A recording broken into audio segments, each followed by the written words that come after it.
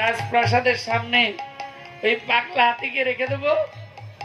আর পাগলা হাতি কি করবেন, ওই কৃষ্ণ বলরামকে সুর দিয়ে পেঁচিয়ে এক আছাড় দিবে, উপরে চলে যাবে। অক্রুরকে ডাকলেন, অক্রুর তুমি তাড়াতাড়ি আসো, তুমি এসে আজকে আমার প্রাণ ফিরিয়ে দাও। কি হলো? বলে আমি শয়নে স্বপনে জাগরণে ওই দেবকীর অষ্টম গর্ভপুত্রকে আমি দেখছি, তার হাতে আমার মৃত্যু, তিনি আমার সামনে আসছে।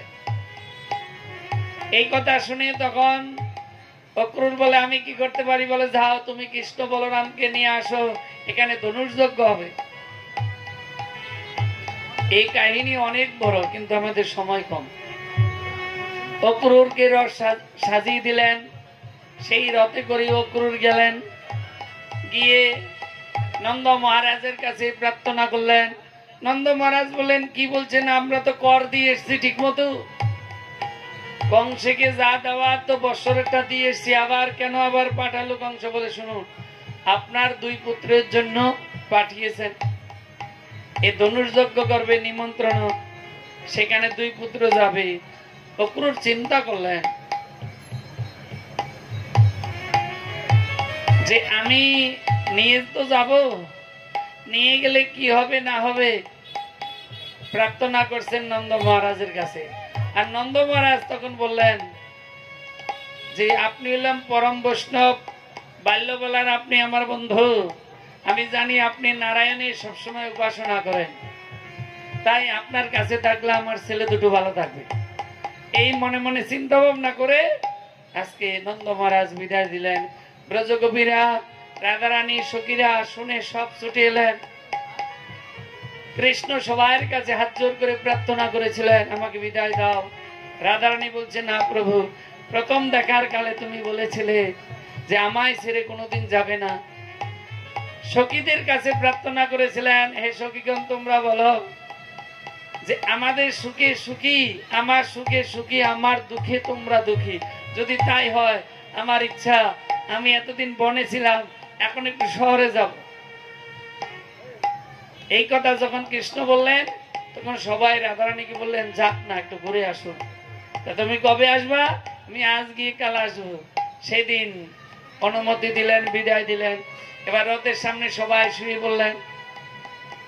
সবার একটাই কথা ছিল যে মৃত লোক দেখলে যাত্রা হয়, তাই আমাদের গায়ের উপর রথ নিয়ে যাও, আমাদের মৃত্যু হবে, তোমার যাত্রা ভালো হবে, আমরা তোমার সুখে সুখী, আমরা তোমার দুঃখে দুঃখী। তাদেরকে বুঝিয়ে শুনিয়ে কোন রকম তাদেরকে তুলে দিয়ে এই রথ নিয়ে চলছে অক্রুর। কিছুটা যখন এসছেন আবার চিন্তা করছেন, এই যে আমি কৃষ্ণ বলরামকে নিয়ে যাচ্ছি, কোন অবস্থাতে যদি কিছু হয় তাহলে আমাকে কিন্তু এই চন্দ্র সূর্য পৃথিবী আমাকে ছাড়বে না। সবাই বলবে অক্রুর নিয়ে কৃষ্ণ বলরামের দুরবস্থা হয়ে গেল, কংস মেরে ফেললো। তখন ভগবান শ্রীকৃষ্ণ বুঝতে পারলেন, তিনি বলছেন হে কাকা, রথটা দাঁড়া করাও, মাথা স্থির করু, মন স্থির করু। অক্রুর চিন্তা করলো তাই তো, কি ভাবছি আমি যমুনায় স্নান করি। এবার যমুনায় যখন নামলেন, সেখানে যখন ডুব দিল সেখানে কৃষ্ণকে দেখছে, আবার উপরে দেখছে কৃষ্ণ, আবার ডুব দিল সেখানে কৃষ্ণ, উপরে কৃষ্ণ, চিন্তায় পড়ে গেলেন। তখন বলছি ইনি তো স্বয়ং ভগবান, ইনি এক অনন্ত, ইনাকে মারবে কি করি। এবার আস্তে আস্তে রথ নিয়ে যাচ্ছেন। যেতে যেতে ধুবিঘাট গিয়ে পৌঁছালেন, সেখানে দেখছি এত সুন্দর জামা রাজরাজাদের। দেখে কৃষ্ণ বলরাম, কানাই বলছে ভাই দাদা শোন, এই পোশাক আমার খুব পছন্দ, বলে তাহলে নিয়েছে দুই ভাই একসাথে ওর মধ্যে প্রবেশ করা যাবে। বলে পাশে দর্জি আছে, চল। দর্জির কাছে গেলেন, দর্জিকে বলছে একটুখানি ছোট করে দাও। দর্জি দিতে চাই নাই, উল্টো আরো গরম দিল।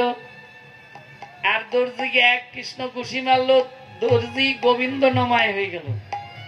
এখন এই মতো অবস্থায় চারিদিকে খবর হয়ে গেল ওই কংসকে যে মারবে সে এই কৃষ্ণ। কংসের কাছে চলে গেল খবর। আস্তে আস্তে কৃষ্ণ বলরাম যাচ্ছে। এখন দেখছে কুবজা, কুবজা মানে এই যে এখানটা কুচ, পিঠের উপরে কুচ এরকম বড় গোল, এই কুবজা কে ছিল? রাবণের বোন, কি নাম? শূর্পণখা। এই শূর্পণখা তিনি রামচন্দ্রকে বিবাহ করতে চেয়েছিল, রাজি হয়নি। বারবার যখন বিরক্ত করছিলেন, রামচন্দ্র লক্ষণকে দেখাইছে, লক্ষণ বুঝাইছিল, বুঝ মানে নাই বলে তখন নাকটা কেটে দিয়েছিল। তখন এই রামচন্দ্রের কাছে, রাবণের কাছে গিয়ে প্রার্থনা করেছিল, তার জন্য যুদ্ধটা হয়েছিল। তা সেই শূর্পণখা তিনি কি করলেন? অনুরাগ নিয়ে যে আমি স্বামী রূপে রামচন্দ্রকে চেয়েছিলাম, পাইনি, শিবের তপস্যা করব। 12 বছর জলের নিচে শিবের উপাসনা করেছিল। শিব ঠাকুর বলছে, মাগো বর চাও? বলে, বর দিতে এই বর দাও, আমি যেন রামচন্দ্রকে পতি রূপে পাই। বলে, এই জন্মে নয়, সামনে জন্মে পাবে। এইবার সেই কুবজা এত সুন্দর দেখতে, পিঠে একটা কুচ, কেন কেউ যেন গ্রহণ না করে। আজকে কুবজা প্রার্থনা, কুবজাকে বললেন, হে সুন্দরী, কৃষ্ণ বলছে কোথায় যাও? তো যেহেতু শিব ঠাকুরের কৃপায় আজকে এসেছেন, খুব দৈন্যতা ছিল, দীনতা ছিল। কুবজা মনের দুঃখে বলছে, দেখো আমার পিঠের উপরে কুজ আছে বলে তুমি আমাকে সুন্দরী বলছে, এটা ঠিক? তখন কুবজার মাথায় হাত দিল, হাত দিয়ে দেখালো, আমি সেই রামচন্দ্র, তুমি আমাকে প্রতিরূপে চেয়েছিলে। কুবজার 2 পায়ের উপর 1 পা দিল, আর এখানে 1 হাত, 1 মাথার উপর হাত দিয়ে উপরের দিকে টান দিলে একদম সোজা হয়ে গেল কুবজা। কুবজাকে সেখানে প্রতিশ্রুতি দিলেন, আমি তোমাকে গ্রহণ করেছি। চলে গেল কোথায়? কংসের কারাগারে। সেখানে যখন এই দরজার সামনে গেল, এইবার হাতি তো উপস্থিত। এখন হাতি তো রেডি আছে, কৃষ্ণ বলরামকে মারবে। যখন সামনাসামনি গেল, যুদ্ধ শুরু হলো। কৃষ্ণ 1 লাফ দিয়ে পিছনে গেলেন, পিছনে গিয়ে হাতির লেজ ধরে 3 পাক দিয়ে মারলেন। হাতি অনেক দূরে গিয়ে পড়ে গোবিন্দায় নমঃ হয়ে গেল। এই 3 মিনিটের কথা 3 ঘন্টা লাগে, কিন্তু সময় নেই, আমি কি করব? এই জন্য তাড়াতাড়ি বলছি। এইবার চারিদিকে হাল্লা পড়ে গেল, কি? আরে কংসকে যে মারবে সে তো এসে গেল, হাতিকে তুলে ছুঁড়ে মেরেছে। যুদ্ধে এইবার সবাই চলে এসছে চারিদিক থেকে। কৃষ্ণ বলছে, দাদা তুই এদিকে সামলা, আমি মাথাটাকে শেষ করি, মাথা শেষ করলে সব পালিয়ে যাবে। কৃষ্ণ 1 লাফ দিয়ে চলে গেল রাজপ্রাসাদে। সেখানে গিয়ে মামার চুল ধরে টানতে টানতে এইবার নিচে নামাচ্ছে। মামা বলছে, ছাড় ছাড়। বলে, আমি কি ছাড়বো? তুমি আমার মাকে যেভাবে রথ থেকে নামাইছো একটু স্মরণ করো তো। নিচে নামিয়ে যুদ্ধ শুরু হলো। মাথার উপর 1 ঘুষি মারলো, কংস গোবিন্দার নমঃ হয়ে গেল। কৃষ্ণ বলরাম দাদুকে সিংহাসনে বসিয়ে চলে গেল শান্তিপুনি মুনির আশ্রমে। শান্তিপুনি মুনির আশ্রমে গিয়ে সেখানে গুরুদেবের কাছে প্রার্থনা করেছিলেন। সেখানে গিয়ে গুরুদেবের কাছে প্রার্থনা করেছেন। গুরুদেব দেখে আনন্দে আত্মহারা, এত সুন্দর ফুটফুটে ছেলে, এরা কোথার থেকে এলো রে বাবা? গুরুদেব দেখে পরিচয় জেনে আনন্দে আত্মহারা হয়ে গেলেন। সেই কৃষ্ণ বলরাম গর্গাচার্য, তিনি ধ্যান করে বলেছিলেন, নারায়ণের মতো শক্তিমান আজকে তিনি আমার কাছে এসছেন, আমি ভাগ্যবান। এবার সেখানে আজকে বিদ্যা অধ্যয়ন করছেন। এর মধ্যে সুদামা নামে 1 ব্রাহ্মণ, সেই ব্রাহ্মণ এসেছেন। ব্রাহ্মণকে দেখে, ওই সুদামা বাচ্চা ছেলেকে দেখে গুরুপত্নী তিনি আজকে সুদামাকে দেখে হাউ করে কাঁদলেন যে এর মতো আমার একটা ছেলে ছিল, আজকে অকালে সেই ছেলেটা কোথায় গেল? সুদামা বলল, মা তুমি কাঁদছো কেন? কার জন্য কান্না করছো? বলে, বাবারে আমি তোর জন্য কান্না করছি। কেন? বলে, আমি কাঁদছি এই জন্যই, তোর মতো একটা ছেলে ছিল, আর সেই ছেলেটা কথা আজকে স্মরণ হলো। আমার মনে হয় সেই ছেলে আজকে আমার সামনে এসেছে। বলে, মা আমি তোমার সন্তান, আমি তোমার সেই ছেলে। মা আজকে জড়িয়ে ধরলেন, জড়িয়ে ধরে কৃষ্ণকে ডাকলেন। কৃষ্ণ কৃষ্ণ একটু চটপটে ছিল, আর সুদামা সরল সোজা। আজকে মা কৃষ্ণকে ডেকে বললেন, সুদামা এই যে কৃষ্ণ, তোরা 2 জন এক আত্মা থাকবি। কৃষ্ণ তুই যেদিকে যাবি এই সুদামাকে আগলাই রাখবি, এই সুদামা হলো তোর প্রাণের প্রাণ, এটা মনে রাখবি। দুইজনকে বন্ধুত্ব করে রাখলেন, শিক্ষা অধ্যয়ন করছেন।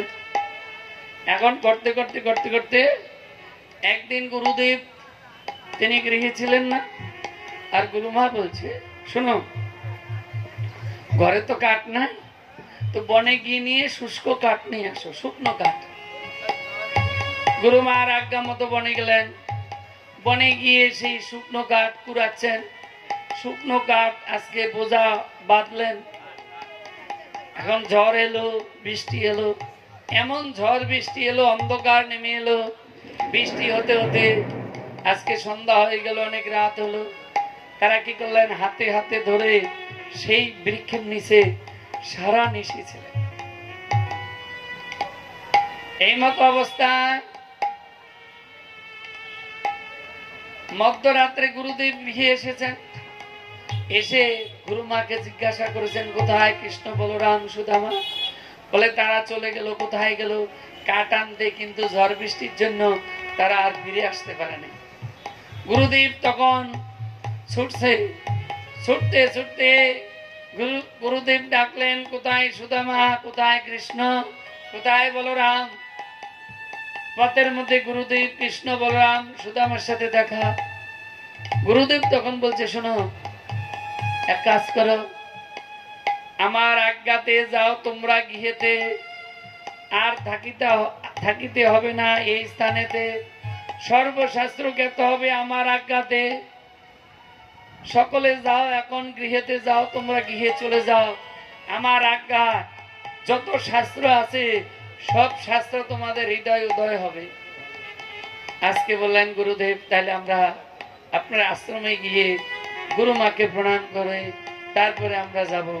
আশ্রমে গেলেন, গুরুমাকে প্রণাম করলেন। গুরুমাকে প্রণাম করে হাতে যখন দক্ষিণা দিতে গেলেন,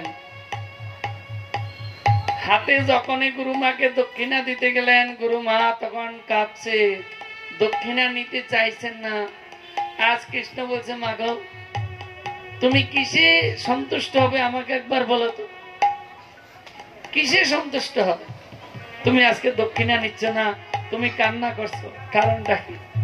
তখন বলছে বাবা আমার কিছুর দরকার নাই।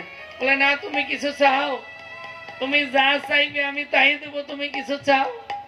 বলে দিতে হলে আমাকে এই দাও। ওই যে আমার মরা পুত্রটা চলে গেল, সেই পুত্রটাকে তুমি যদি একবার এনে দেখাতে পারো, আমি শুনেছি অসাধ্য সাধ্য করতে পারো। গর্গাচার্য বলেছেন অসাধ্য সাধ্য করতে পারবে। নন্দ মহারাজকে বলেছেন তাই অসাধ্য আজকে এটাই প্রমাণ হবে, আমার যদি সেই মৃত পুত্রকে তুমি এনে দিতে পারো। চলে গেল জমালয়। জমালয় গিয়ে বললেন শুনো কি কারণে আজকে আমার গুরুপুত্র এখানে, উনি ব্রাহ্মণের সন্তান, উনি কোনো পাপ করে নেয়, অপরাধ করে নেয়, কোন পাপের ফলে কোন অপরাধের ফলে আজকে গুরুপুত্র এখানে বলো তো? যম মহারাজ বললেন দেখুন এতদিন আমি ওই সাধুর সেবা করেছি, ভক্ত সেবা করেছি বলে, গুরুপুত্রের সেবা করেছি বলে ভগবান কৃপা করে আমার এখানে এসছেন। ভগবান কখনো জমালয়ে আসে না, তাই পৃথিবী এই সাক্ষী রইল ভক্তকে সেবা করলে ভগবান সেইখানে উপস্থিত হবে। আজকে গুরুমাকে ওই পুত্র এনে, জমালয় থেকে পুত্র এনে গুরুমাকে দিলেন। গুরুমা আনন্দে আত্মহারা হয়ে গেলেন। গুরুমার কাছে বিদায় নিয়ে গুরুদেবের কাছে গিয়ে প্রণাম করে বলছেন, গুরুদেবকে বলছেন আপনারকে আমরা কি সেবা দিতে পারি, কি করতে পারি? গুরুদেব বললো না কোনো কিছুর দরকার নাই। বলে না দক্ষিণা দিতে হয়, প্রণাম করলে দক্ষিণা দিতে হয়। আজকে বলুন আমরা তো গিয়ে চলে যাব আপনার কৃপা। তখন বললেন তোমার সেবা করতে পারি এই আশা আছে মনে, ওই সেবা করিতে পারি এই আশা আছে মনে। হে গুরুদেব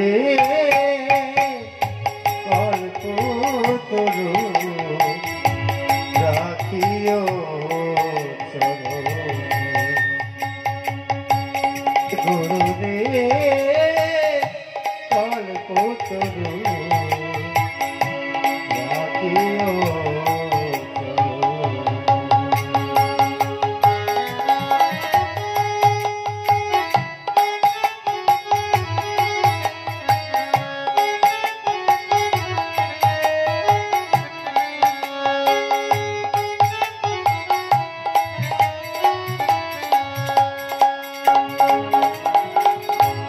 জীবনে মরণে তোমার শ্রীচরণ হৃদয় মাঝে থেকে তুমি করায় স্মরণ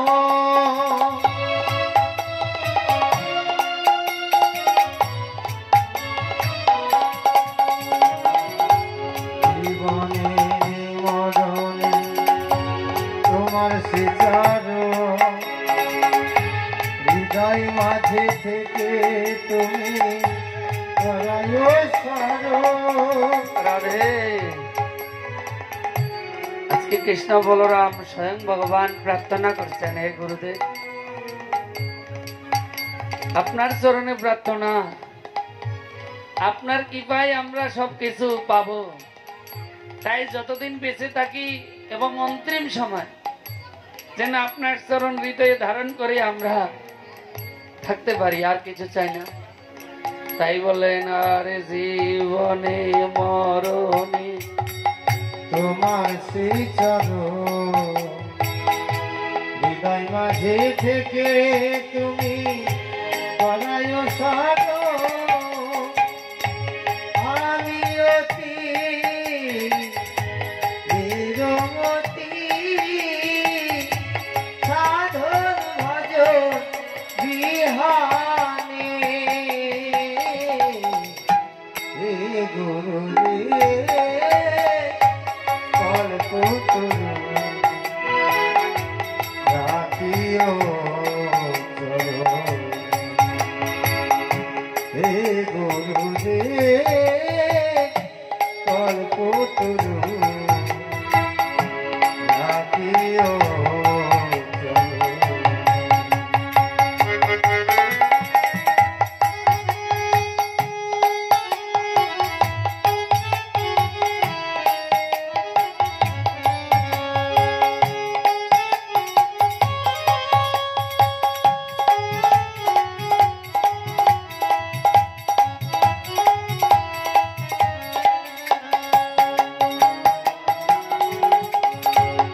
আবার যদি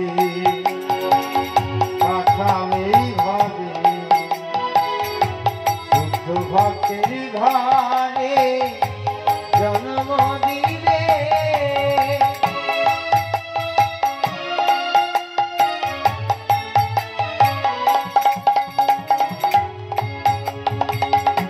আবার যদি পাঠাও এইভাবে শুদ্ধ ভক্তের ঘরে জন্ম দিলে ভক্ত সাথে কৃষ্ণ নাম করিব আমি বসে রাত্রি দিনে। রাধে। আজকে প্রার্থনা করলেন, হে প্রভু আবার যদি এই পৃথিবীতে আমাকে পাঠাও, তাহলে একজন কৃষ্ণ ভক্তা মায়ের গর্ভে জন্ম দিও। মা আমাকে জন্মের থেকে মুখে ভগবানের প্রসাদ দিবেন, আর আমি জন্মের থেকে মায়ের মুখে কৃষ্ণ নাম শ্রবণ করব। তাইলে ভক্তের সাথে আমি ভক্ত হতে পারবো। তাই বললেন আবার যদি পাঠাও এইভাবে শুদ্ধ ভক্তের ঘরে জন্ম দিলে ভক্ত সাথে কৃষ্ণ নাম করিব আমি বসে রাত্রি দিনে। হে গুরুদেব কল্পতরু রাখিও চরণ।